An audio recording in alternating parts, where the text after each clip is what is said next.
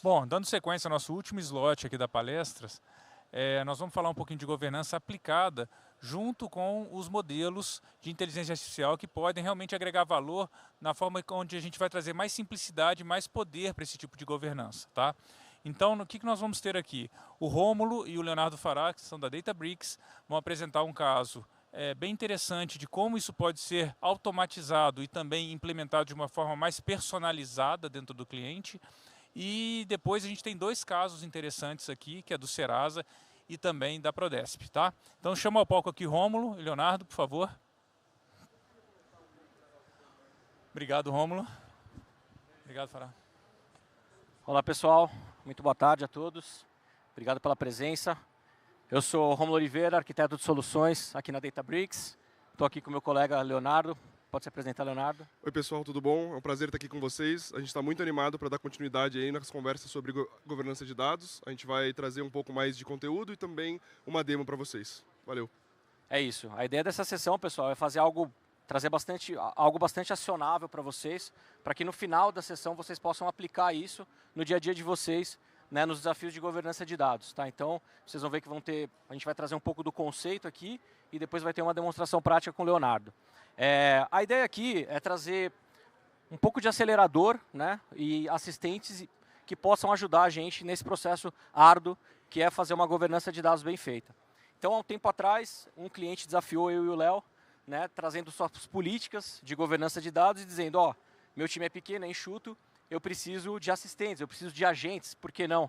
O que a gente pode fazer? E aí nós desenvolvemos esse acelerador, que a gente vai mostrar aqui para vocês, né, para poder justamente ajudá-lo nesse processo, nessa jornada. Bom, antes de mostrar para vocês, né, só contar um pouco de como a coisa funciona, um pouco do conceito. Então, quando a gente inicia uma jornada para o Unity, mas mais do que isso, quando a gente migra para o Unity Catalog, e vários clientes aqui passaram por isso, estão passando ou vão passar por isso. Vocês assistiram aqui a palestra do Nubank, por exemplo, né, que trouxe o desafio que foi migrar para o Unity Catalog. A gente imagina, putz, beleza, migrei, agora eu estou tranquilo.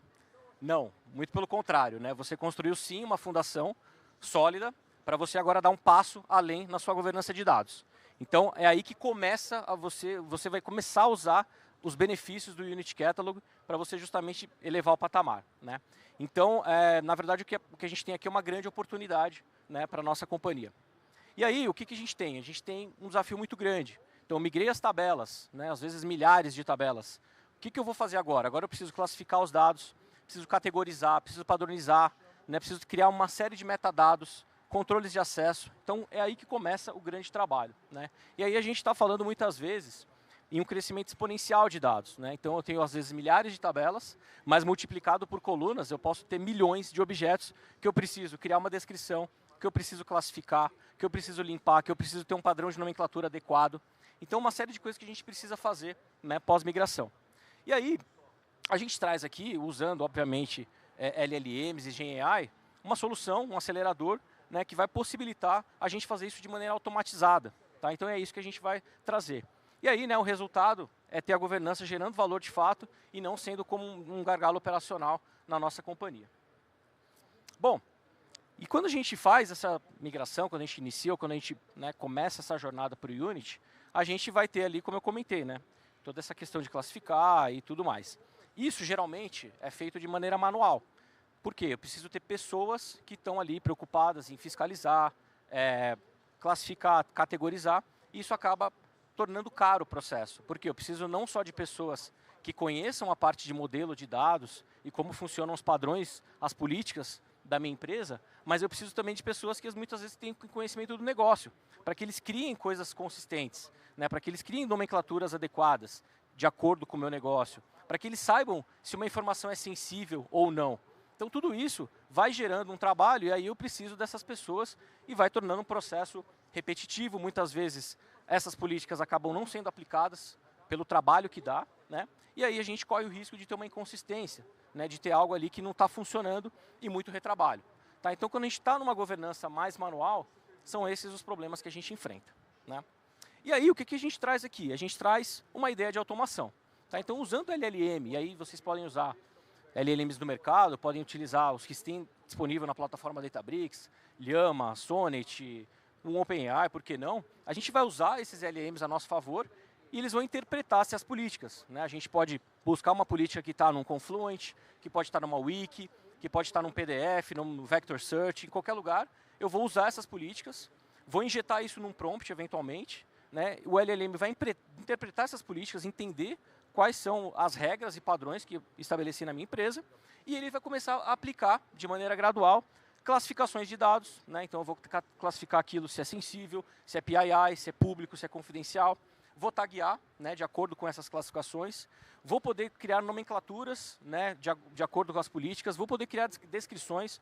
A gente tem sim um mecanismo de criação automática de comentários, de colunas e tabelas, mas o que a gente traz aqui é algo ainda mais especializado. Então, se você quiser colocar comentários, né, que ainda sejam mais aderentes ao seu negócio, mais intimamente ligados ao seu negócio, você vai poder fazer isso de maneira customizada com essa solução.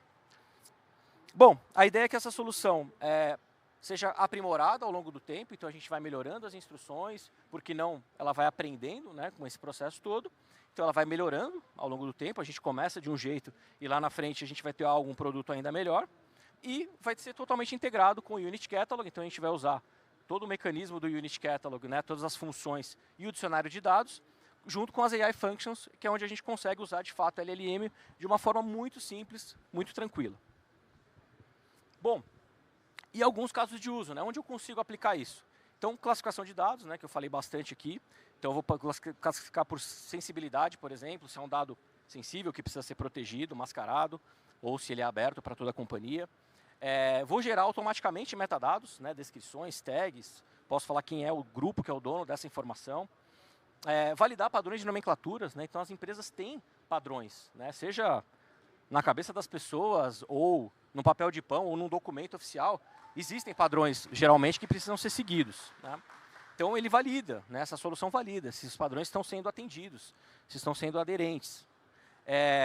Limpeza de catálogo, mapeamento de permissões, ele pode sugerir, né?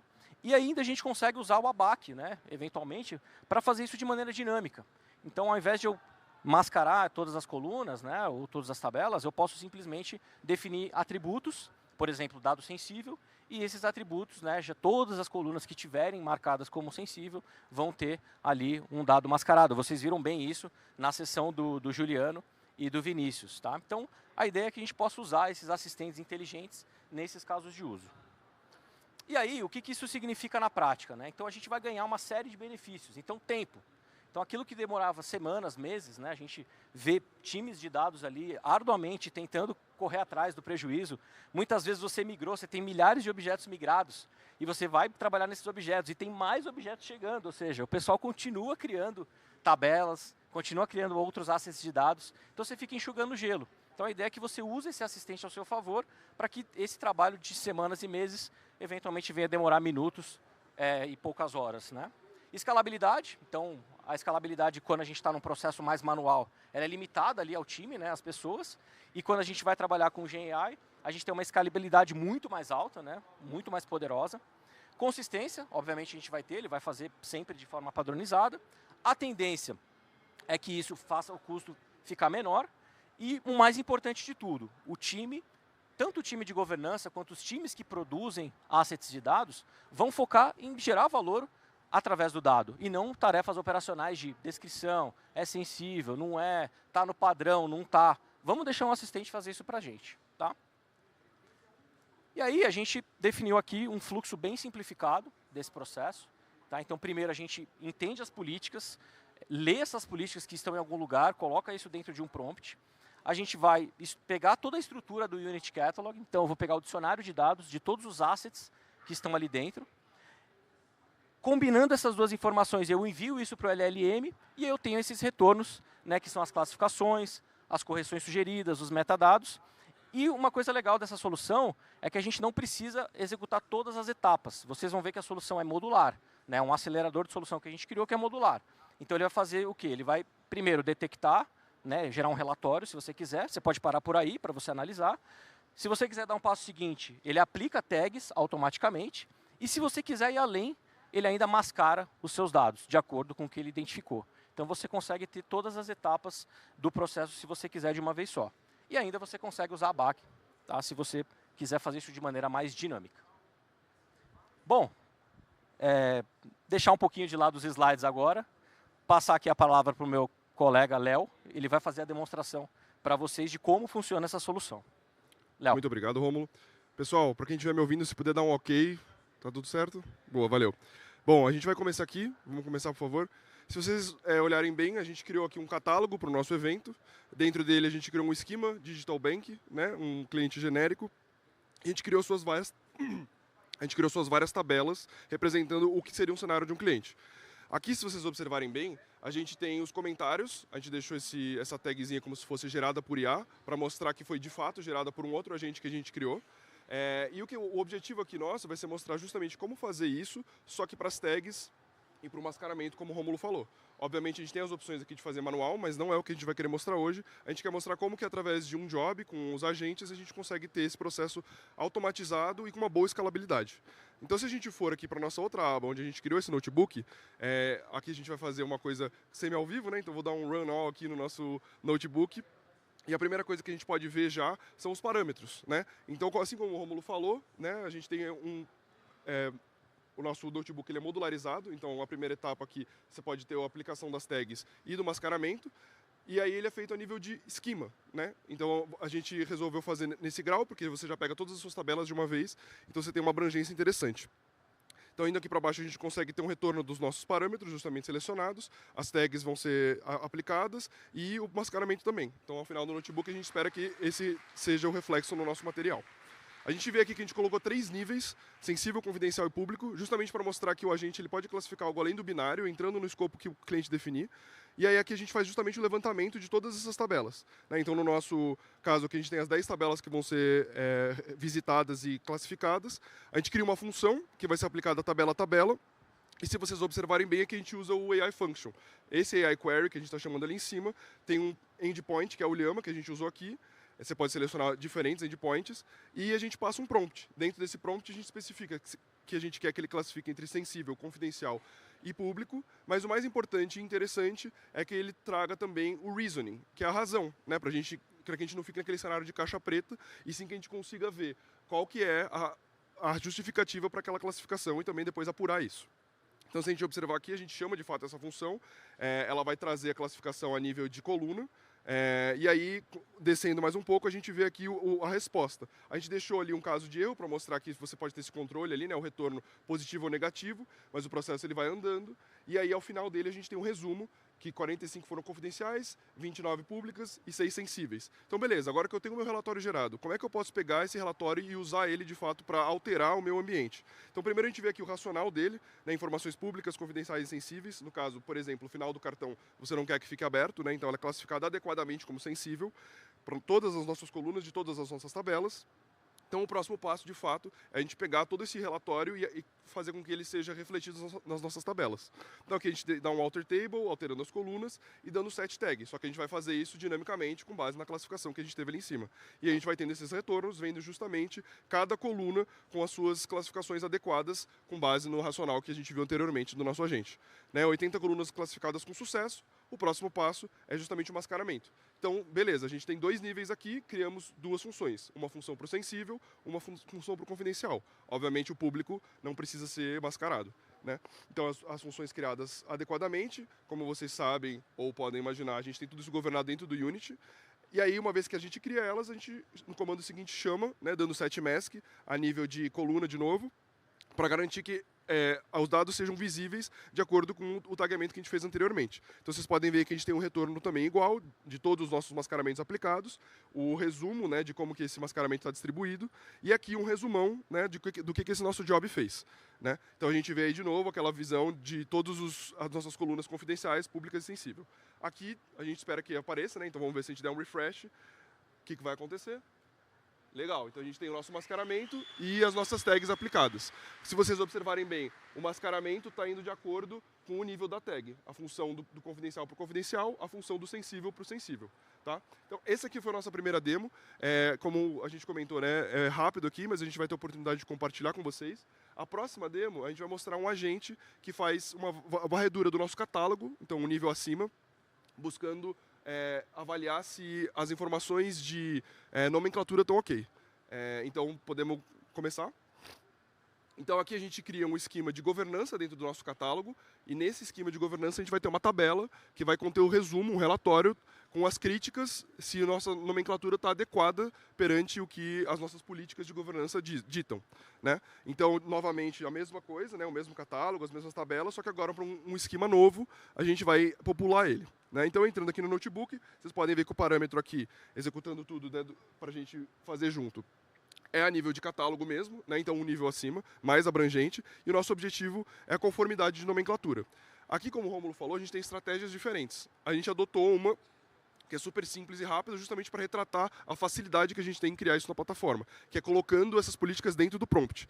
Novamente, a gente está usando o Llama como endpoint, e o retorno esperado são justamente esses 5 aqui. O tipo do objeto, se é tabela, se é esquema, o nome desse objeto, se ele está conforme ou não, o motivo da não conformidade e a sugestão do nosso LLM. Então, uma vez que a gente recolheu esses dados, né, garantiu ali que a gente está no catálogo certo, a gente está pegando aí a nível de tabela, né, todas as tabelas, todos os esquemas e os nossos catálogos, a gente vai pegar e entregar tudo isso para o nosso LLM. Então, se vocês observarem aqui, esse prompt é um pouco maior, porque ele justamente simula o que seria uma política de governança que fala sobre a nomenclatura. Então, a gente descreve ali, você é um assistente de governança, responsável por aplicar as convenções, blá, blá, blá, blá, blá, blá. E se vocês observarem que nem ali que tem o JSON, as 3 aspas, a gente vai especificando conforme a gente vai vendo que os retornos não estão exatamente de acordo com o que a gente quer, né, os testes rápidos ali. E aí os exemplos das nomenclaturas que a gente tem, para visões, para funções, tabelas, tudo isso é retornado, a gente armazena numa temp, e aí o passo seguinte, super simples, extrair esse resultado da etapa acima, atribuindo ele às colunas que a gente vai criar nessa tabela nova, e aí as mesmas 5 colunas que eu tinha comentado, tipo de objeto, nome de objeto, a conformidade, motivo e sugestão. Então a gente pode ver aí justamente esse retorno, né? No nosso catálogo de governança, a tabela criada com sucesso, e aí os nossos objetos, né? Então o catálogo com o nome do nosso evento não está conforme, segundo o nosso agente, segundo a nossa política de governança. A gente diz aqui que ele não segue, né, o formato, esse é o motivo, e ele dá uma sugestão, né? Devo seguir o formato, tal, tal, tal. Como a gente fala bastante, né, esse tipo de sugestão, o poder que a LLM vai ter, ele também depende do quanto de informação que a gente dá. A LLM também usa muito dos metadados que a gente disponibiliza na plataforma. Então, se as nossas tabelas estão mais bem documentadas, o retorno vai ser melhor. Se as nossas tabelas não estão bem documentadas, esse retorno pode ser um pouco mais genérico, que a gente viu aqui. Então, a mesma coisa, a gente dá um refresh agora, a expectativa é que a gente veja essa tabela, vamos ver se ela está populada. Clicando nela, a gente consegue ver ali no sample o resumo da nossa tabela o nosso relatório de nomenclatura, assim como a gente tinha visto no notebook, aqui guardado né, com sucesso. E aí vale ressaltar que aqui a gente para nessa etapa de geração do relatório, a gente pode redistribuir isso para poder fazer um outro agente ou para entregar para um analista fazer a sua análise, né? Então a gente tem uma versatilidade aqui, agentes que são mais proativos e têm um poder de ação maior e agentes que são um pouco mais passivos, digamos assim, e geram relatórios para a gente poder trabalhar em cima deles, beleza? Então, como eu comentei, né, 2 demos rapidinhas, esse é o material que a gente trouxe para vocês, então agradeço aí por todos que acompanharam e devolvo a palavra para o Rômulo para a gente terminar esse material. Muito obrigado. Boa, Léo, obrigado, excelente demo. Pessoal, logo mais essa demo vai ser de vocês. E uma coisa curiosa é que a gente tem mostrado isso para os clientes e 10 a cada 10 gostam, sabe, vem valor. Então, por isso que a gente também fez essa curadoria e decidiu trazer aqui para o evento, tá? Então, espero que vocês possam utilizar também. Bom, e qual que é a ideia, né, no final? O que a gente busca aqui? Então, a gente tem mais velocidade, né, a gente tem mais consistência e valor. Então, a gente vai ter uma governança mais rápida, né, menos tempo com tarefas operacionais. Então, putz, eu não vou ter meu time ali olhando toda hora catálogo, coluna, comentário, etc. Como eu falei, né, gerar o valor com os dados ali, os times vão estar mais preocupados com isso do que com essas outras tarefas. Com o Unit Catalog, mais, né, as nossas funções, a gente vai ter uma escalabilidade muito grande nesse processo e no final, né, a gente vai trazer o ABAC ali para depois poder agilizar ainda mais e acelerar ainda mais esse processo, tá? Então esse é o grande valor que a gente vê aqui nessa solução. E aí, pessoal, chegou a hora, né, se vocês fiquem à vontade, se vocês tiverem interesse, se vocês tiverem curiosidade, deixamos o QR Code, vou deixar um tempinho aqui nesse slide enquanto vocês escaneiam. Mas a ideia é que essa demo possa ser evoluída, né? Essa demo, esse acelerador, possa ser agregada às informações da sua empresa, adaptado para aquela necessidade que você precisa. Então, não é algo fixo, é algo 100% customizável e que você vai poder evoluir. A ideia é que isso aqui seja mais inspiracional para vocês depois desenvolverem muitas outras coisas, tá? Então tá aí num Git oficial da Databricks, tá? Esse código, fiquem à vontade para baixar. Acho que um ponto também, como nossos colegas comentaram, estamos disponíveis se alguém quiser conversar com a gente sobre, né? Perfeito, perfeito. Quem não conseguir escanear ou quiser trocar uma ideia sobre isso, a gente vai estar por aqui no evento, também nosso LinkedIn, Romulo Oliveira, Leonardo Farrá. Procurem a gente vai ter o maior prazer em falar com vocês, tá? Então, agora a gente vai finalizar, né? Espero que vocês tenham gostado. Excelente final de evento para vocês.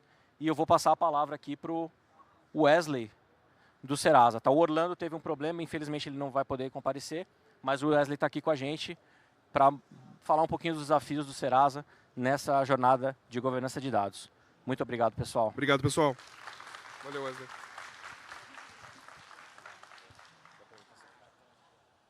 Fala, pessoal, tudo bem?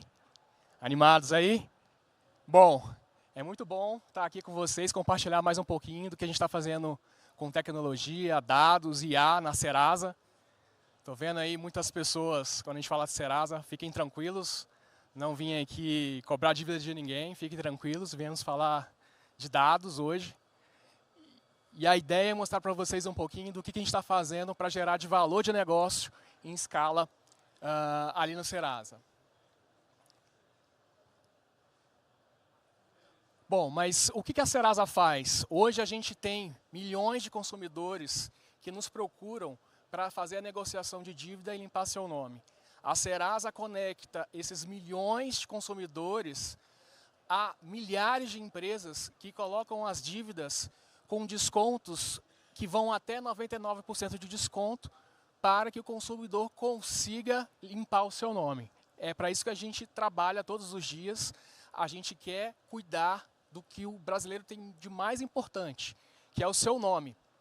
E para isso a gente tem esse aplicativo que a gente recebe diversas informações e o que vocês não imaginam é que por trás disso tudo existe uma grande complexidade de manter tudo isso funcionando, garantindo que os dados estejam confiáveis, que a gente consegue monitorar todas as etapas da jornada do produto e, mais importante do que isso, que a gente mantenha a disponibilidade da performance, porque na prática, quando algum indicador de performance cai, a gente está deixando de fechar um acordo, de mudar a vida, de dar crédito para milhões de pessoas no Brasil.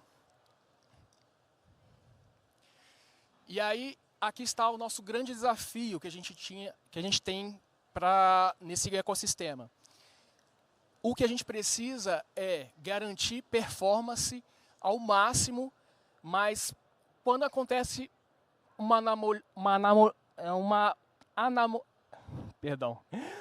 o que acontece quando a performance não está agradável, quando acontece algo diferente do esperado. Esse é um problema para a gente, esse é um grande desafio. Então, entre a variação da performance e restabelecer a normalidade, a gente tem diversos war-rooms de diagnósticos para a gente poder identificar qual é o cenário, o que a gente consegue fazer para poder antecipar ao máximo e restabelecer a performance do produto. Mas imagine o cenário de que você tem mais de 35 dashboards, mais de 100 métricas, mais de 1.600 parceiros, existe um enorme nível de complexidade nisso tudo. E cada vez mais, quanto mais tempo a gente demora para poder definir o diagnóstico, menos acordos são feitos. Por isso que esse é o grande nosso desafio. Para vocês terem uma ideia, antes a gente demorava em torno de 2 semanas para determinar um diagnóstico de algum problema que estava acontecendo. Para isso, a gente trouxe o Product AI Hub, um framework que ajuda a gente a acelerar a identificação das causas e da variação dessas performances. Para isso, a gente usou algumas soluções, como vocês estão vendo aqui na tela, mas mais do que isso, a gente trouxe o time de produto para definir junto com a gente quais seriam as métricas dos processos, como que a gente conseguiria identificar quais etapas das jornadas, a gente estaria tendo alguma anomalia, e para isso a gente precisou catalogar esses dados no Unity Catalog. Isso nos ajudou a modelar os dados e deixar os dados disponíveis, preparados para a gente trazer essa solução de maneira mais rápida para o produto. Além disso, a gente trouxe a solução de IA agentes da Databricks, de maneira que a gente trouxe 2 grandes modelos. Um modelo de alerta para poder definir o nível máximo e mínimo esperado, e quando a gente alcançasse variação fora desse limite, a gente conseguisse disponibilizar alertas para o time de produto, antecipar esse caso. Além de modelos de diagnósticos que nos ajudam a identificar qual é a causa raiz do problema que está acontecendo neste momento. Além disso, a gente descobriu que não bastava a gente colocar agentes monitorando nossa performance. A gente colocou também Genie Spaces, as salas Genies, para as áreas de negócio, para que eles também pudessem, a qualquer momento, sem nenhum conhecimento em linguagem técnica, eles também pudessem entrar ali e tirarem suas dúvidas. E também isso diminuiria o tempo de diagnóstico previsto nessa solução. Bom, e aqui eu trouxe para vocês um exemplo disso tudo que eu estou falando na prática. Aqui vocês estão observando, os agentes já estão fazendo esse monitoramento. E aqui no gráfico você consegue observar que aquilo que eu falei de limite máximo e mínimo, de maneira que quando você saia desse limite, você tem um alerta. Neste exemplo, no dia 14/7, houve uma variação além do esperado. Então, e na prática, essa variação, essa queda de performance, aconteceu no dia 16/7, ou seja, 2 dias antes do evento acontecer. Então, a gente tinha um ponto que a gente demorava 14 dias para poder atingir, saber, retornar a performance na sua totalidade, e agora a gente conseguiu até antecipar em 2 dias o eventual problema. E 2 dias, quando a gente fala de um ecossistema de marketplace, a gente consegue fazer várias coisas, como trazer soluções alternativas, fazer o time de produto trazer novas soluções. Então, esses 2 dias são muito importantes e a gente está conseguindo trazer esse valor para o negócio.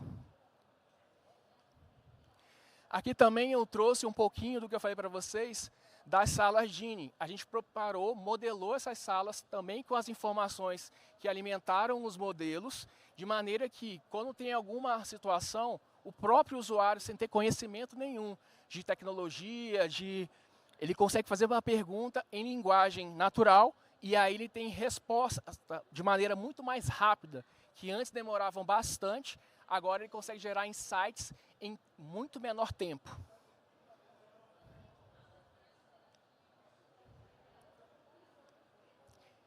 E aí o resultado desse trabalho, a gente pode dizer que a gente tem milhões de combinações e respostas em segundos.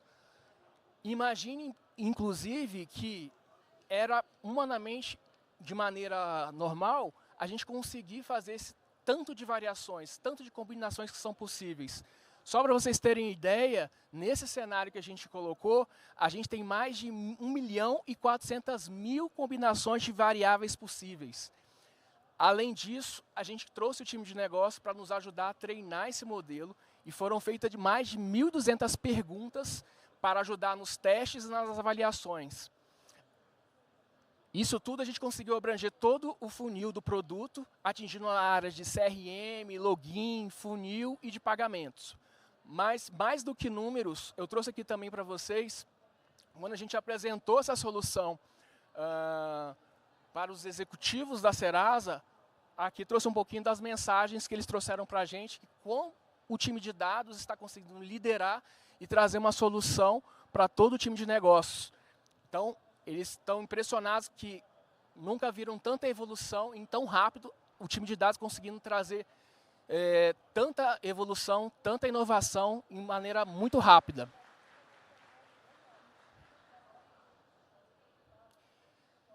E por fim, eu trouxe um pouquinho de lições aprendidas. Primeiro, dados só valem se fluem com segurança e com propósito. Esse é um ponto que a gente trouxe bastante. Não adianta nada a gente trazer toda essa solução de Saladin e Unity se a gente não tiver um objetivo claro com o negócio, se a gente não tiver conectado com eles. 2, IA só gera valor quando resolve problemas reais. Então, a gente também está alinhado muito com isso. Não adianta a gente querer automatizar, trazer informação, se a gente não tem o controle, se a gente não tem o Unity, se a gente não tem todo o tratamento do dado, a modelagem do dado. Isso é muito importante para a gente poder atingir esse tipo de resultado. Terceira lição aprendida. Times híbridos resolvem problemas reais. O que eu quero dizer com isso? Que a gente teve um time multidisciplinar, não foi só dados que executou esse projeto.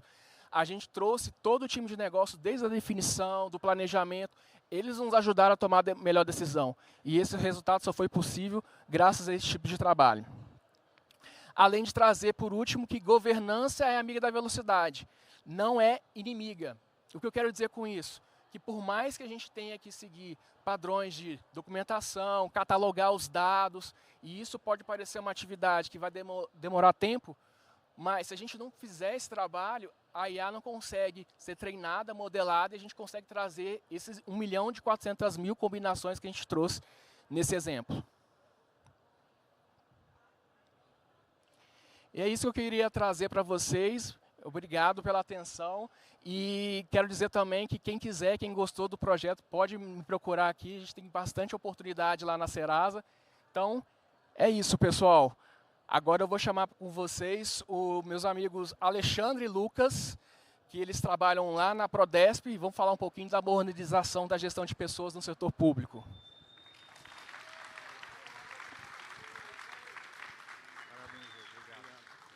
Boa tarde, pessoal. Vocês me ouvem aí? Tudo jóia? Beleza. Primeiramente, eu gostaria de agradecer aí o pessoal que continua por aqui ainda. Agradecer o meu time também, que tem boa parte aqui presente hoje. Valeu, pessoal, obrigado. Eu represento vocês aqui hoje para apresentar a nossa palestra, a nossa visão aí sobre o governo do Estado. Eu sou Alexandre Nola, depois eu vou passar a bola aqui para o Lucas e a gente vai falar um pouco da parte de gestão de pessoas dentro do governo do Estado. Aqui é um pouco do nosso time, aqui quem representa e ajuda muito o nosso dia a dia e a nossa incansável luta aí de tentar modernizar o Estado de São Paulo com as melhores práticas e ferramentas existentes. Eu venho falar então de um projeto desafiador aqui dentro do governo do Estado, que é o RH Estruturante. Esse projeto, deixa eu voltar aqui, que eu esqueci de falar uma coisa para vocês. Eu fiz uma consulta agora, um pouco antes aqui, para entender qual que é a maior empresa aqui do Brasil em quantidade de funcionários, em quantidade de servidores. Eu identifiquei que a JBS hoje tem mais ou menos 150.000 servidores, funcionários. Vocês têm noção de quantos servidores nós temos no estado de São Paulo? Vocês acham que é um pouco mais aí de 150.000? Quem acha que é mais que 150.000 servidores? Aí. Então eu vou dobrar esse número, aí vou tentar levantar um pouco mais a bola. Quem acha que a gente chega próximo de 500.000 servidores no estado de São Paulo? Tem um pessoal bem atualizado aí, então. Então eu vou te passar alguns números para a gente entender um pouco como que nós estamos dentro do estado de São Paulo. Aqui, ó, nós temos hoje 550.000 servidores ativos dentro do estado. Nós geramos aí uma folha de pagamento mensal de 6 bilhões. Então, provavelmente, nós somos a maior empresa do Brasil. E nós temos um desafio enorme, porque só a quantidade de funcionários de um RH nosso, nós temos aproximadamente 22.000 funcionários para atender esses 550.000 servidores. E dentro disso, nós temos aproximadamente 30 anos de base de legado, essa base heterogênea de todas as formas possíveis, e sistemas em alta e baixa plataforma. Imagine a complexidade de se trabalhar com tudo isso e tentar fazer uma uniformização. Então, dentro disso, a gente tem esses problemas de uma estrutura extremamente complexa dentro do Estado, envolvendo secretarias, autarquias, órgãos e demais outras entidades aqui dentro do Estado que usam sistemas e bases de dados de todas as formas possíveis. E a parte de governança, que a gente tem uma fragmentação enorme. E o nosso principal desafio, a governança de todos esses dados, controle de privacidade e como nós temos uma folha de pagamento eficiente. Essa daqui é uma das frases do nosso principal gestor aqui do projeto, e ele fala que modernizar a gestão de pessoas não é apenas um projeto de TI, é uma jornada de transformação digital no serviço público. E é isso que nós vemos tentando fazer aí no último ano. Aqui nós temos os pilares da transformação que nós estamos trabalhando hoje, né? A secretaria principal aqui envolvida é a SGGD, Secretaria de Gestão e Governo Digital, que tenta desburocratizar e otimizar, mantendo a melhor eficiência aqui dos servidores públicos. E para fazer essa transformação de pessoas, principal é manter os dados organizados, padronizados e com linhagem. Basicamente, o que foi falado aí na palestra anterior aí pelo Rômulo e pelo outro menino. Aqui, alguns dos nossos fornecedores, só para vocês entenderem o que nós temos aqui de dados heterogêneos dentro de uma folha de pagamento aqui do Estado, né? Nós temos desde Oracle, Azure CyberArk, SQL Server, IBM com alta plataforma, baixa plataforma, Red Hat e tudo demais aí que vocês pensarem. Além disso, nós temos o principal aliado hoje nos apoiando nessa parte de governança e padronização dos dados, a Databricks. Eu vou passar a bola aqui para o Lucas falar um pouquinho sobre o que temos feito nos últimos períodos aqui com a Databricks. Obrigado, Nola. Boa tarde, pessoal. Vocês me ouvem aí? Tudo certo? Obrigado pela presença de todos. É um prazer estar aqui. Agradecer novamente o convite da Databricks aqui para poder contar um pouquinho da nossa jornada de dados até o momento, né? Nós começamos em outros projetos de dados dentro da secretaria já, e agora, mais recentemente, esse ano, a gente vem atuando aqui no RH do Estado de São Paulo, e o Nola muito bem falou aí do tamanho do nosso desafio. Não é um desafio trivial, é um desafio bastante complexo, e a Databricks é o nosso hoje principal parceiro na transformação desses dados, né? Então eu vou falar um pouquinho sobre como que isso está acontecendo, como a Databricks nos ajudou até agora. Vou aproveitar até uma frase que o Nola mesmo fala bastante aqui no projeto, né?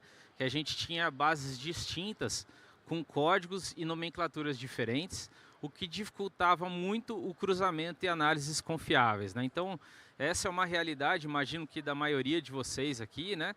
Então, temos muitas bases, a gente ainda está, como o Nola comentou, não é somente a área de dados do RH do Estado que está sendo reconfigurada, é todos os sistemas estruturantes de transacionais também que estão sendo refeitos. Então, cruzar essas informações não é nada trivial, né? Então, o Nola sempre traz essa máxima para a gente. E o Nola falou um pouquinho do desafio, e aqui é um pouco do como o Databricks já vem nos ajudando nessa jornada, né? Então, na integração dessas bases, o Databricks já nos ajuda na integração de fontes heterogêneas, com infinitos conectores que vocês aproveitaram para ter uma visão já no dia de hoje, né, nas demais palestras. A gente usa o Databricks para padronizar esses dados, padronizar a nomenclatura, como nossos amigos aqui, o Rômulo comentou um pouquinho mais cedo, utilizando o Unity Catalog para isso, né? E o nosso principal objetivo nessa integração é diminuir ou pelo menos minimizar ao máximo os silos de dados que existem, né? Então, o Estado de São Paulo é um mundo, né? Vocês já perceberam aí pela dimensão que o Nola trouxe. E mais precisamente, o Unity Catalog, ele tem nos ajudado bastante na linhagem automática dos dados. Então, essa é uma grande característica que já vem implícita, né? Já vem pronto para a gente usar. Federação de fontes externas, então o Nola mostrou um pouquinho mais cedo as diversas fontes, alta, baixa plataforma que a gente utiliza, e o Databricks nos facilita muito isso. Auditoria de acessos em cima dessas bases, quem que acessou, quem que pode acessar. E agora, mais recentemente, a gente vem trabalhando aí junto com a equipe Databricks que nos dá suporte, para criar um ambiente sandbox, onde a gente possa dar acesso para os nossos analistas de dado ao dado real, ao dado produtivo, garantindo ainda autonomia e confiança sobre esses dados, né? Vale citar também o uso intenso de Delta Lake e agora mais recente o uso do Lakeflow. Então, assim, nós trabalhamos muito em cano enterrado, né, como a gente costuma dizer, montando uma base para o futuro. Eu acho que essa é uma mensagem que eu gostaria de deixar aqui, que a gente gasta bastante tempo montando aquela parte dos encanamentos que ninguém vê, mas é importante usar uma tecnologia de ponta que nos dê base para construir e colher os frutos no futuro, não gastar esse tempo agora, né?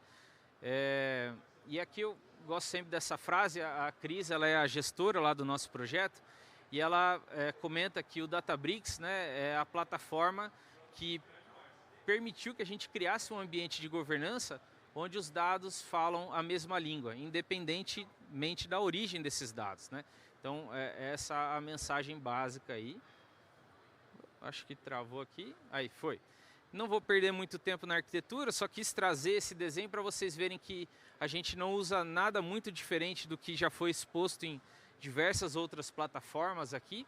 E o Databricks ele está no núcleo aqui do nosso trabalho, desde a ingestão até a apresentação. Estamos evoluindo para ter, inclusive, a apresentação de dados em Databricks. Hoje a gente usa muito o Power BI e, principalmente, o foco desse encontro hoje aqui, a parte de governança provida aí pelo Unity Catalog. Então, aqui é um pouquinho do que a gente quer fazer ainda, e aí volta a tocar no ponto que a gente escolheu o Databricks como solução porque ele nos provê agora esse arsenal de coisas, né? Uma característica da Databricks que a gente gosta bastante e agradece muito, né? Que a plataforma está em constante evolução, né? Então, toda hora surge coisas novas que a gente pensa, temos um problema, será que tem solução? A gente vai ver e já tem, né? Então, agora a gente está evoluindo ainda mais na governança de dados, a gente só tocou na primeira camada, temos que continuar com o controle de acesso baseado em RBAC, em Unity Catalog. Eu não vou entrar em cada um desses detalhes aqui, é mais para vocês terem noção que a gente vai evoluir na governança dos dados, no compartilhamento, porque a gente não está fazendo tudo isso, trazendo esse monte de dado para deixar debaixo do tapete, né? Então, o principal intuito do nosso trabalho é compartilhar isso, que o governo possa utilizar das melhores formas e principalmente gerar novos produtos de dados, né? Um colega falou mais cedo aqui numa outra palestra que não só painéis são produtos de dados hoje em dia, né? Então, desde novos dashboards, né? Mas já com o uso interativo de IA, né? E novos agentes de IA, e também para o uso de LLMs e o próprio Genie, que já vem pronto para a gente, né? Quase que plug and play. Aqui é só uma frase para fechar esse raciocínio, né? Que agora a gente tem a tecnologia e estamos tentando aliar ela com o impacto humano, né? Então, no fim, tudo isso é para garantir mais eficiência, transparência e valorização do servidor público, permitindo a gestão de pessoas no estado de São Paulo seja mais inteligente e conectada. Então, essa é a grande missão do nosso trabalho aqui como servidor, né? E um pouquinho, brevemente, aqui sobre os nossos resultados, né? Então, já conseguimos integrar mais de 5 fontes de dados distintas, fizemos já a integração com o CDC, tanto na Oracle quanto no mainframe, que foi um grande desafio, né? O uso de controle de acesso por linha, né? RLS, já construímos mais de 40 painéis que estão integrados na aplicação, não somente na área de BI, e mais de 300 mil daqueles mais de 550 mil servidores que o Nola comentou, mais de 300 mil a gente já conseguiu padronizar, então a gente já conseguiu unificar essa informação dele em fontes heterogêneas. E um último dado que eu queria trazer para vocês é que a gente já conseguiu em processos legados, que a gente conseguiu migrar para o Databricks, ganhos de processamento de semanas para horas. Então já foi também na questão de ingestão de dados um grande ganho. E para finalizar a minha fala aqui, gostaria de trazer a frase do João, né, o Queiroz, que é o líder do nosso projeto, e ele sempre diz que essa jornada só é possível quando dados e governança caminham juntos na transformação digital. Então, era isso que eu tinha para trazer para vocês. Nola, quer complementar alguma coisa aí? Não, eu acho que é isso mesmo que o Lucas falou. Se vocês tiverem alguma dúvida, quiserem conversar com a gente está disponível aí dentro do LinkedIn. Vocês podem nos contatar. Se quiserem mais informação sobre o projeto, inclusive detalhes técnicos, a gente pode passar para vocês. Estamos à disposição e podem nos procurar, eu ou o Lucas. Obrigado. Muito obrigado, pessoal.